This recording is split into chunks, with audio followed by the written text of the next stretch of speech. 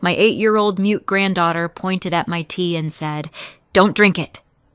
I froze. She'd never spoken before. Then she looked me dead in the eye and kept going.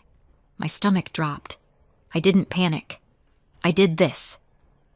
7 days later, her mother went completely white because I wasn't the sweet, lonely grandma she thought she was drugging. Let me back up. My name is Patricia Morgan. I live in a quiet suburb outside Columbus, Ohio, one of those neighborhoods where everyone waves, nobody actually knows anyone's last name, and the HOA will fine you for breathing too aggressively. I'm a widow, a homeowner, and, according to my daughter-in-law, apparently at that age. You know the tone. My son, Brian, is 34 and still thinks adulting is something you do between streaming subscriptions. He's a good man, soft around the edges, the kind of guy who'd apologize to a chair after bumping into it. His wife, Melissa, is also a kind of chair, the kind with spikes. Melissa is what I call Pinterest polite. Everything is love, sweetie. I just want what's best. And somehow you end up signing something you didn't read while she smiles like a Disney villain in yoga pants. They'd been married 6 years. 6 years of my son slowly shrinking in family photos. And then there was Nora, my granddaughter, 8 years old, big brown eyes, quiet as snowfall. The doctors had labeled her nonverbal early on. Developmental delays, anxiety, selective mutism, a whole list of words that basically meant she doesn't talk. And in our world, that was just Nora. Until that tea. It started with a vacation. Brian called me on a Tuesday night, voice bright in that overly cheerful way people get right before they ask for a favor. "Mom," he said, "Melissa and I found this deal for a resort in Florida. Like, ridiculous deal. We really need it. Just a week. Could you stay with Nora?" "Stay with her," I repeated, because apparently that needed clarification. "You mean, in your house, overnight. Me, the grandma. Just 7 days," he said quickly. "She'll be fine. She's used to you. Melissa already planned everything out." Of course she did. If Melissa planned a sneeze, she'd email you a color-coded schedule and ask you to sign a waiver. "Patricia," Melissa's voice slid into the call like perfume. "It'll be easy. I made a binder." A binder. Of course. "Everything is labeled," she continued. "Meals, routines, therapies, emergency numbers, and I left you my special herbal tea. It's calming. It'll help you sleep." The way she said calming made my skin itch. But I smiled anyway, because that's what you do when you're dealing with someone who thinks manners are a weapon. "Sounds lovely," I said. "Perfect," Melissa chirped. "We leave Saturday morning." Saturday came. They pulled out of the driveway with suitcases and sunglasses like they were starring in a commercial. Melissa hugged Nora with dramatic intensity, like she was leaving for war. "Be good," she whispered to her, a little too close to her ear. Then she kissed her forehead and turned to me. "Patricia, don't forget the tea," she said, pressing a glass jar into my hands like it was sacred. 1 cup every night. The jar was filled with dried herbs, chamomile, lavender, something citrusy. It smelled fine. That's what made it worse. Brian hugged me, kissed my cheek. "Thanks, Mom. Seriously." And then they were gone. The house felt too quiet. Nora stood in the entryway, small and still, watching the taillights disappear. I crouched down. "Hey, Peanut," I said softly. "It's just us for a week, okay? We're going to be fine." Nora didn't respond. She rarely did, but she lifted her eyes to mine, sharp, alert, like she was holding a secret so heavy it bent her spine. I chalked it up to nerves. I shouldn't have. That first day was normal. Breakfast, cartoons, a little walk around the block. Nora stayed close to me like a shadow. Melissa texted constantly. Don't forget speech exercises. Limit sugar. Tea tonight. She likes her bath warm, not hot. And your tea. Yes, Melissa. My tea. Thank you for the reminder, Captain Control Freak. That night, after Nora's bath, I warmed up the kettle. The kitchen light hummed. The house creaked the way houses do when they're old and full of memories. I set 2 mugs on the counter, one for me, one for, well, mostly me. Nora never drank tea. I spooned the herbs into the strainer and poured the hot water. Steam curled up. It smelled like every self-care post on Instagram. Nora wandered in quietly, pajama sleeves pulled over her hands. She watched me with that same intense focus. I lifted the mug toward my lips. I took one small sip, barely enough to taste it. And Nora moved, fast. She reached up, small hand grabbing my wrist. Her grip was shockingly strong. Then she pointed at the tea, and she spoke. Clear, calm, like she'd been doing it her whole life. Don't drink it. I froze. Every muscle, every thought, everything. Because Nora didn't speak. Nora didn't whisper. She didn't hum. She didn't even make noise when she cried. And now she was looking at my mug like it was a loaded gun. What did you say? I breathed. Nora's eyes didn't flicker. Don't drink it, she repeated. She put something in it. She? My mouth felt dry. Melissa? Nora nodded once. My heart did something unpleasant in my chest, like it tried to crawl out through my throat. Sweetheart, I said slowly. How are you? I can talk, she said, like she was stating her shoe size. I just don't. Not when she's listening. The kettle clicked off behind us, a cheerful little sound that did not match the moment. I set the mug down carefully, like it might explode.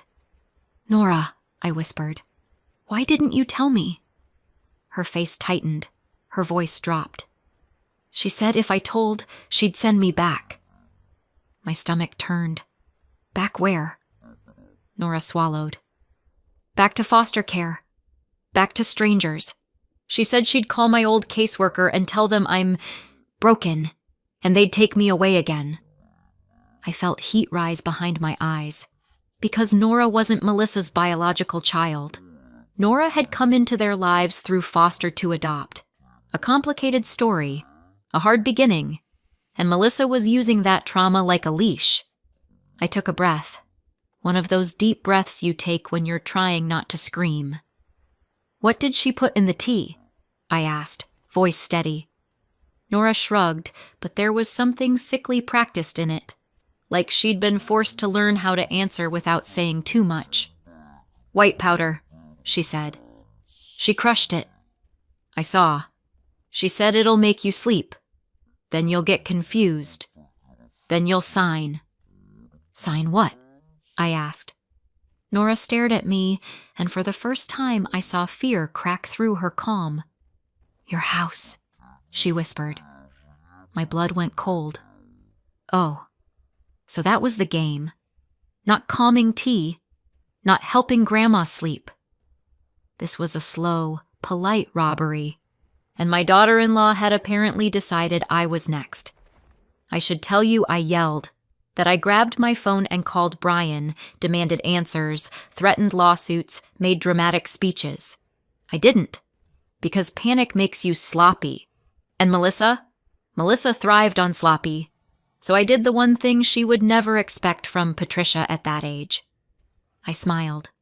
I leaned down, kissed Nora's forehead, and said softly, Okay, thank you for telling me. Then I picked up my mug, and I walked to the sink. I dumped the tea down the drain like I was casually watering the pipes. Nora's shoulders loosened, just a little. Then I rinsed the mug. Calm. Normal. Grandma things. And when I turned back around, I kept my voice gentle.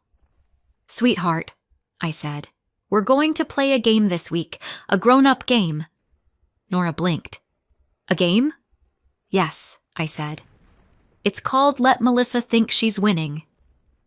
Nora stared at me. Then, in the tiniest flicker of a moment, she almost smiled. Almost. That was enough. Step 1. I needed proof. Because in America, you can walk into a police station and say, "My daughter-in-law is drugging me." And they'll look at you like you just accused her of stealing your garden gnomes. Step 2. I needed Nora safe.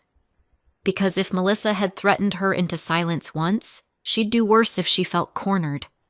So I moved carefully, quietly, like someone setting a trap for a fox. I cleaned up the kitchen, tucked Nora into bed, and waited until the house was still. Then I opened Melissa's precious binder. The thing was thick enough to stop a bullet. Inside were schedules, meal plans, and a page titled Mom's Wellness Routine. Because of course, that page had one item circled in pink. Herbal tea. Nightly, no exceptions. No exceptions. I took a photo of the page with my phone. Then I went to the pantry. Melissa had lined up supplies like a doomsday prepper, except instead of canned beans, it was gluten-free crackers and immune-boosting gummies. The tea jar sat front and center. I didn't touch it with my bare hands. Yes, I know that sounds dramatic. But when your daughter-in-law might be poisoning you, you develop a sudden respect for fingerprints. I grabbed a clean mason jar, poured a spoonful of the tea blend into it, sealed it, and labeled it with a Sharpie. Tea sample, Saturday.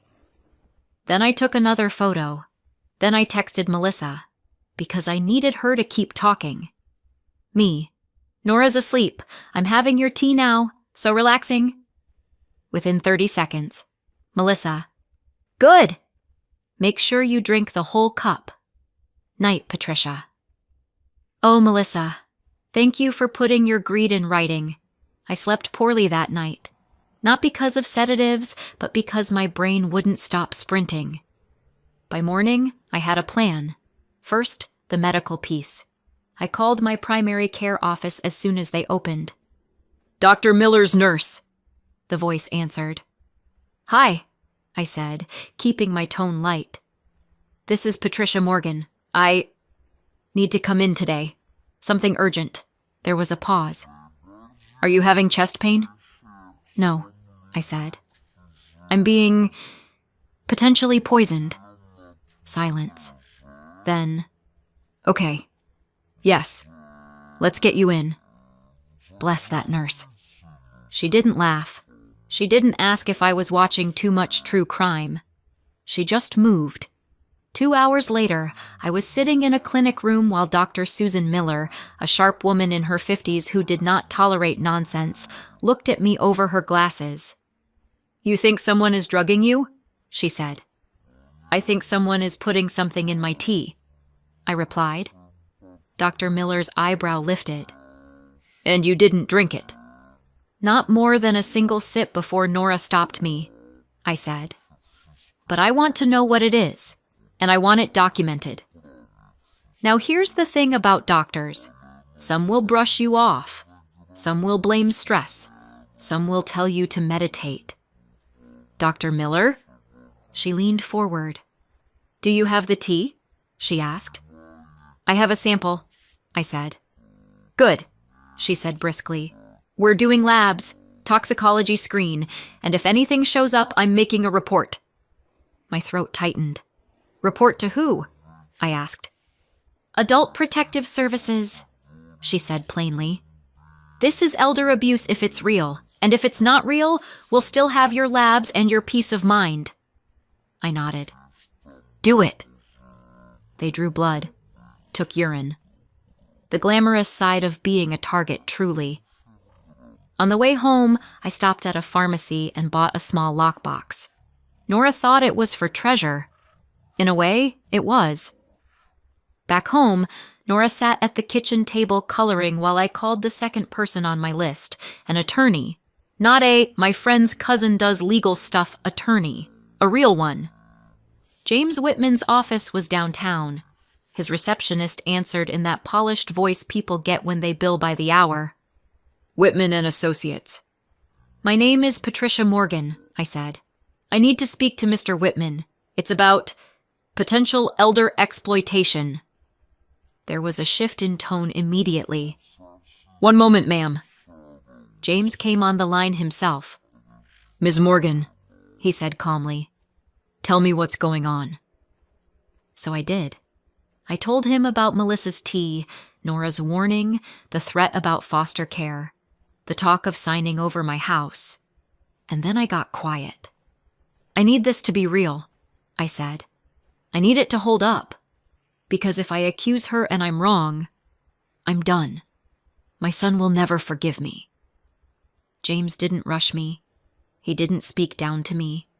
He just listened. Then he said, "If you're right, your son will be grateful you saved him from her. If you're wrong, we'll still proceed carefully and protect you from retaliation. Either way, we document. We don't guess." I let out a breath I didn't realize I'd been holding. "What do I do?" I asked. "3 things," he said. 1, don't confront her yet. 2, preserve evidence, texts, samples, any written instructions.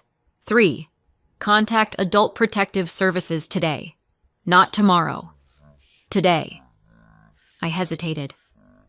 "A PS, won't that blow things up?" "It starts a paper trail," he said. "And if there's a child involved who was threatened, you may also need a report with CPS. But let's start with APS. You can do this without creating a scene." Without creating a scene. That was my specialty. After I hung up, I looked at Nora. She was coloring a horse, very carefully, like she was trying to keep the world neat by keeping her crayon inside the lines. I sat beside her. "Hey," I said quietly. Nora didn't look up, but her shoulders tensed. "You were very brave last night," I said. Her hand paused. "She'll be mad," Nora whispered. "No," I said firmly. "She'll be caught. Those are different things." Nora's eyes flicked to mine. "What if she says I'm lying?" "She can say whatever she wants," I said. "But we're going to make sure people believe you." I could see the question trembling on her face. "Because you're going to tell them," I added gently. "Not in court, not in front of strangers yelling, but to someone whose whole job is listening to kids. Someone safe." Nora swallowed hard. Then she nodded. Day 2 was paperwork day. I called Adult Protective Services and made a report. The woman on the phone asked careful questions, like she'd heard this story 1,000 times, and that made my skin crawl. Because if she'd heard it 1,000 times, that meant Melissa wasn't some rare monster. She was a type. They gave me a case number. They told me not to confront Melissa. They told me to call 911 if I felt in immediate danger. They told me they would follow up. Then I called the local child advocacy center. I didn't even know those existed until that morning. The woman who answered was gentle but direct. "We can schedule a forensic interview," she said. "A trained interviewer will speak with Nora in a child-friendly setting. It's recorded. It can be used later if there's an investigation." Nora didn't flinch at the word recorded. She flinched at the word later. So I held her hand and said, "You're not alone." That afternoon, Melissa FaceTimed. Her skin was sun-kissed. Her hair was too perfect. She was wearing sunglasses inside like she was allergic to accountability. "Patricia," she sang. "How are my babies?" I angled the phone so she could see Nora sitting on the couch. Nora didn't look at the screen. Melissa's smile tightened slightly. "She's okay?" Melissa asked. "Great," I lied. "We're doing fine. I'm following your binder." Melissa beamed. "Perfect. And the tea?" "Oh, yes," I said, sweet as syrup. "Every night." Nora's fingers tightened around the cushion. I squeezed her shoulder gently. Melissa leaned closer to the camera. "Good. You know, At your age, sleep is so important. You can get confused when you don't rest. Ah, there it was. The seed. The little narrative she wanted planted. I smiled. You're right. It's been very calming. Melissa's eyes shone with satisfaction. After we hung up, I went to the bathroom and stared at myself in the mirror. My hands were shaking. Not from fear, from rage. But rage is fuel if you don't spill it too early. Day 3, Dr. Miller called. Patricia, she said, voice tight. Your labs are back. I sat down immediately. Nora was at the table eating apple slices. She watched me like she understood the gravity without needing the words. Dr. Miller didn't waste time. There's a sedative in your system, she said. Not a trace. Not maybe from a medication. It's there. And it's not something you should be taking. My mouth went numb. I only took one sip before Nora stopped me, I said. You've likely been exposed before, she replied. Or through food, or another drink. But Patricia, you were right to call. I closed my eyes. Because being right wasn't comforting. Being right meant Melissa had already been doing this. Dr. Miller continued, I'm filing a report. And I want you to stay with someone if possible. I can't, I said. Not yet. There was a pause. Then Dr. Miller's tone hardened. Then you lock your doors, she said. You tell me if you feel dizzy, and you do not. Do you hear me? Do not drink anything she prepares. I hear you, I said. After that call, I put the tea jar in the lockbox. Then I did something that felt surreal. I went online and ordered a small security camera set, one that could sit on a shelf in the kitchen and look like a normal gadget.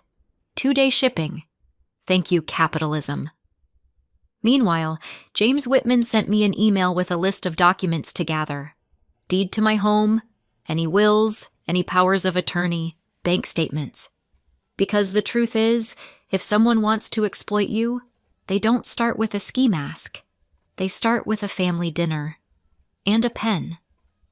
That night, Nora and I ate mac and cheese because trauma deserves carbs. After dinner, she sat beside me on the couch, feet tucked under her, and whispered, She did it to Mrs. Keller. Who? I asked softly. Nora's voice was small. The lady at church. The one with the big hat. My heart sank.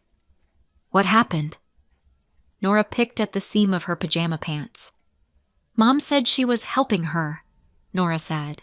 She'd bring groceries, make her tea, talk about paperwork. She said Mrs. Keller didn't know what she was signing. I swallowed. Did you see papers? Nora nodded. A folder.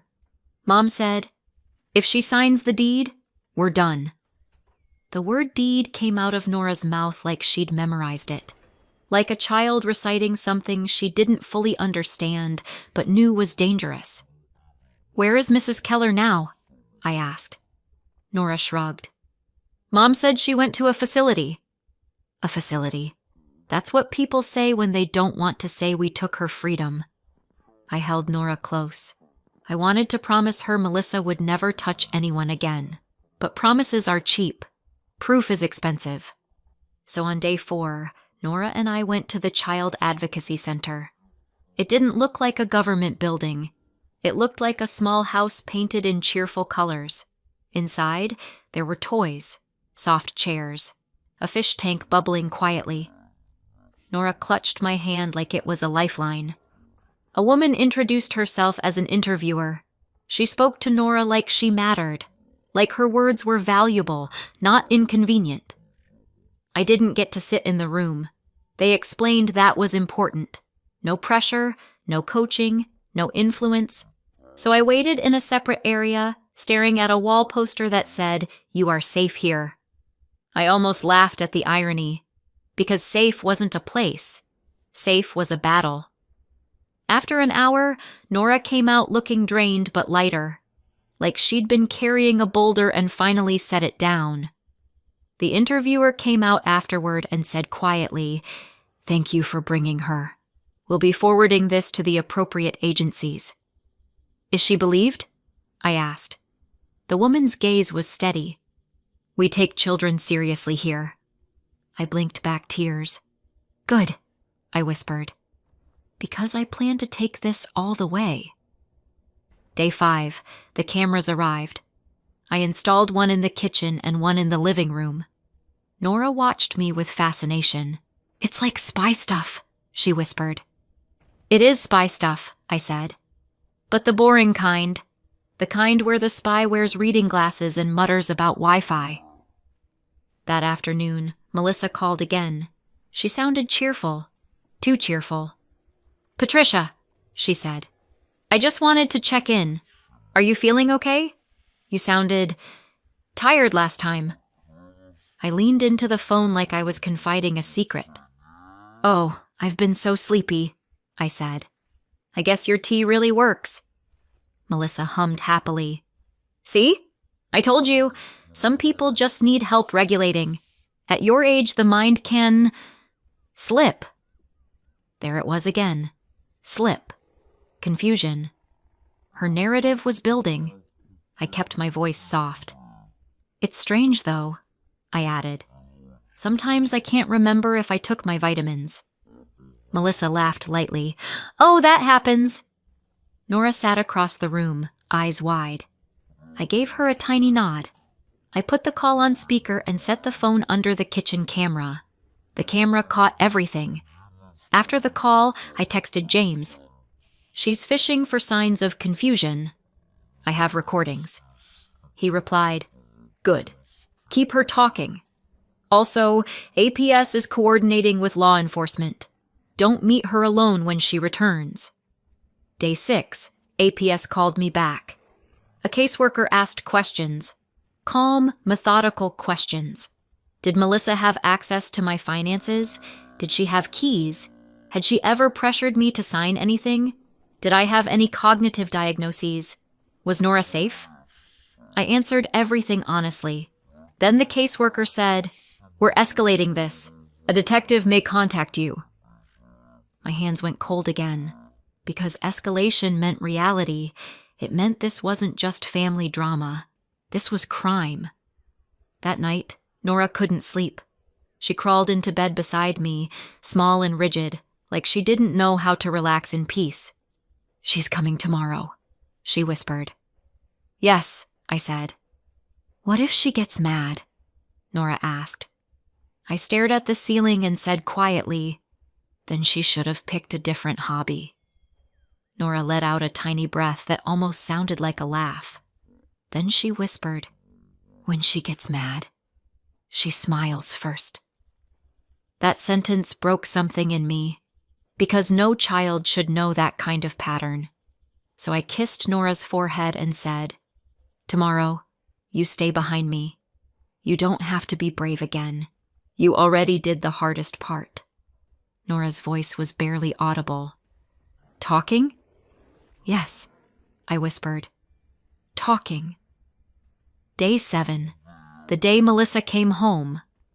I woke up early, made pancakes, because I am, at my core, still a grandmother with a flair for domestic irony. I dressed like I was going to a normal family brunch, not like I was setting up an arrest. My phone buzzed. "Brian. Landing soon. See you in a few hours. Love you." I stared at the message, and for a brief moment, grief washed over me. Because Brian didn't know. He thought this was just a vacation and a grateful mom, and I was about to tear his life in half. But then I remembered Nora's words. "She smiles first." And I hardened. Late afternoon, their car pulled into the driveway. Nora stood by the window, shaking slightly. I put a hand on her shoulder.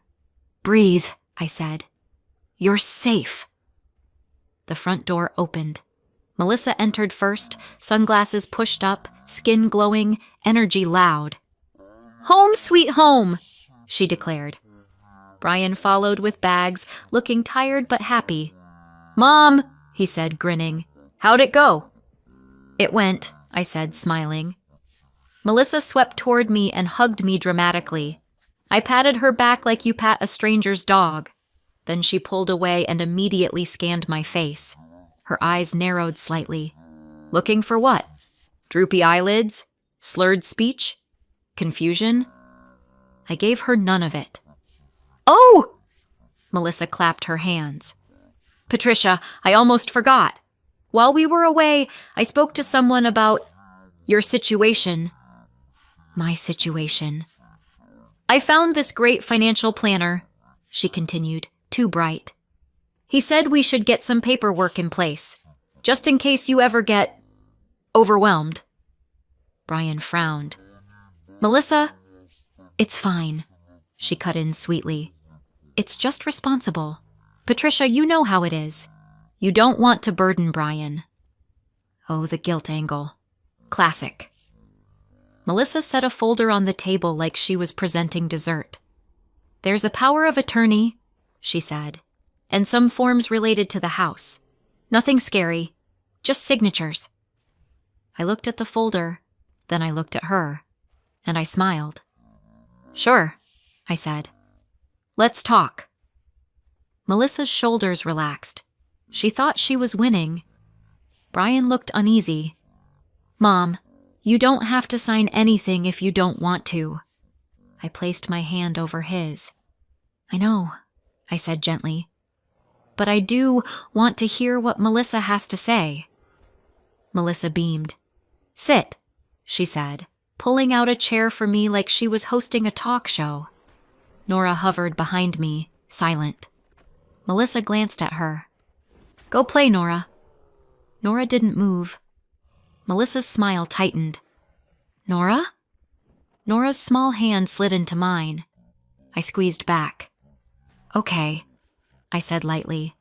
"Walk me through it, Melissa." Melissa opened the folder and began speaking quickly, confidently, too confidently, like someone repeating a script. "This is just so we can help you with bills if you get confused," she said. "And this one is about the house deed, just a transfer to the family trust. It's normal. Everyone does it." Everyone does it. "Sure." I leaned in. "And what about the tea?" I asked suddenly. Melissa blinked. "What?" "The tea," I repeated, still smiling. "The calming tea you insisted I drink every night. No exceptions." Brian looked between us. "Tea?" Melissa laughed. "Oh my God, Patricia, are we really doing this?" I tilted my head. "Doing what?" "This paranoia," she said, her voice syrupy but sharp underneath. "You always get dramatic." Brian's brow furrowed. "Mom, what's going on?" I didn't answer him yet. I looked at Nora. Nora's face was pale, but her eyes were steady. I nodded once. Nora took a breath. And then my granddaughter, my silent, nonverbal little girl, spoke again. Right there in the kitchen, in front of her parents. "She put medicine in it," Nora said clearly. "She told me not to tell. She said if I did, I'd go back." The room snapped into silence. Brian's mouth fell open. "Nora, you..." Melissa went still. Not angry, not defensive, just frozen, like her brain had hit a wall. And then slowly, her face went completely white, because she realized something. Nora wasn't a quiet little prop anymore. She was a witness. Melissa's lips parted. "Nora, honey, no," Nora said, voice shaking now but still loud enough. "You said Grandma would get confused and sign. You said I had to keep my mouth shut." Brian turned to Melissa, disbelief twisting into horror. "Melissa, what is she talking about?"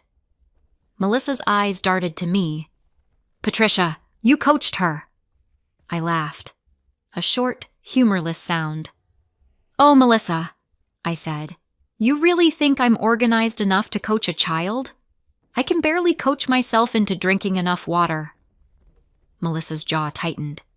This is insane. Is it? I asked. I reached into my pocket and pulled out my phone. Because I have your texts, I said softly, telling me to drink the whole cup.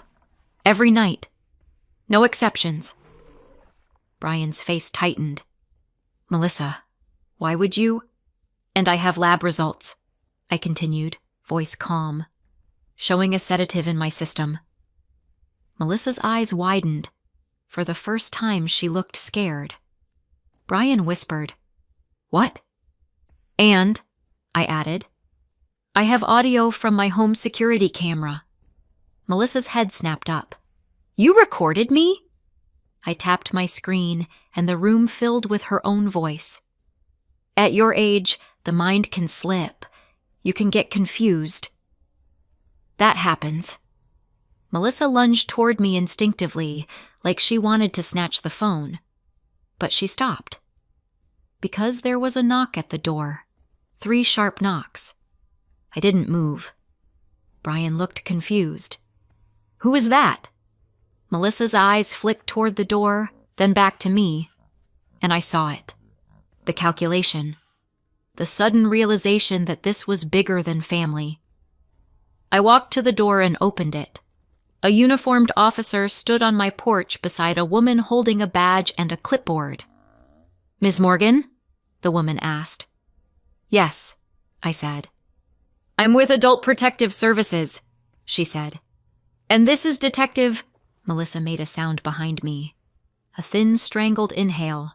The detective stepped forward. Ma'am, we need to speak with you. Brian looked like he might faint. Mom, he whispered. What did you do? I turned to him, eyes stinging. I protected us, I said quietly. I protected Nora. Melissa backed up a step. This is ridiculous. You can't. The detective's voice was firm. Melissa, we have a report. We have medical documentation, and we have reason to believe you attempted to exploit an elderly person financially and potentially administered a controlled substance without consent.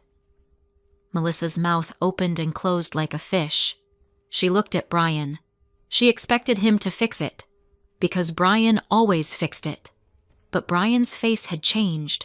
His softness was gone. He stared at her like he was seeing her for the first time and hating what he saw. No, he said hoarsely. No, you wouldn't. Melissa's eyes filled instantly, fake tears, perfectly timed. Brian, she whispered. She's lying. She's turning you against me. Brian's voice shook. Nora just spoke. For the first time.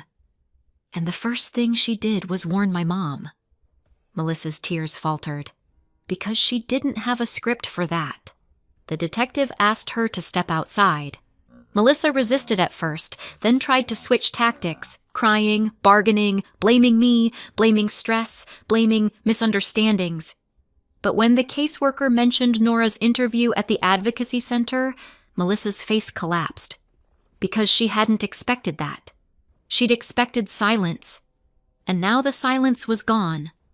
Brian sank into a chair, head in his hands. Nora stood behind me, trembling. I wrapped an arm around her.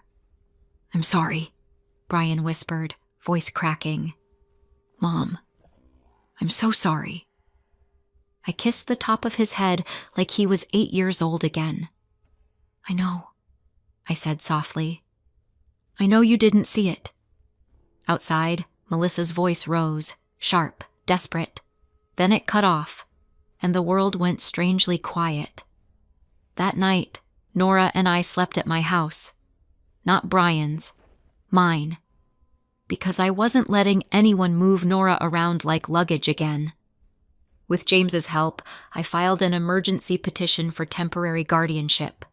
APS backed the request. The detective took my statement. Dr. Miller's report went into the file. James Whitman worked like a machine. Within 48 hours, I had temporary emergency guardianship while the court sorted out the mess. Brian stayed in the picture, of course. He wasn't the villain. He was the guy who married one, and he had to live with that. Melissa was charged. And once the investigation opened, other names surfaced. Mrs. Keller and 2 others. Patterns. Paper trails. Quiet elderly people whose families had questions and no answers. Melissa had built a whole little side hustle out of smiling and helping, and now that hustle was over. Weeks later, Nora sat at my kitchen table sipping cocoa. Real cocoa. No calming anything. She looked up at me and said softly, "Grandma?" I froze again. Not from fear this time. From awe. "Yes, baby." "I'm glad you didn't drink it," she said. I walked over and hugged her. "Me too," I whispered. "I'm very glad." Nora's voice trembled. "Do you think I can talk more now?" I pulled back and looked at her face. "You can do whatever you want," I said. "And anyone who tries to take your voice away again is going to have to go through me." Nora blinked slowly, like she was trying to believe that. Then she nodded, and she smiled. A real smile.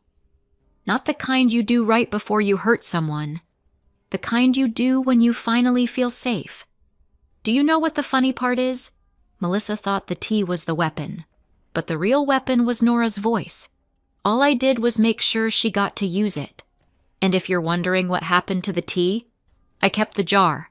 Not because I'm sentimental, because I'm a grandmother, and when someone tries to poison you in your own kitchen, you don't forget. You document. You lock your doors, and you make sure they never get a second cup. So what do you think? Did I go too far or not far enough? Let me know in the comments and subscribe for more.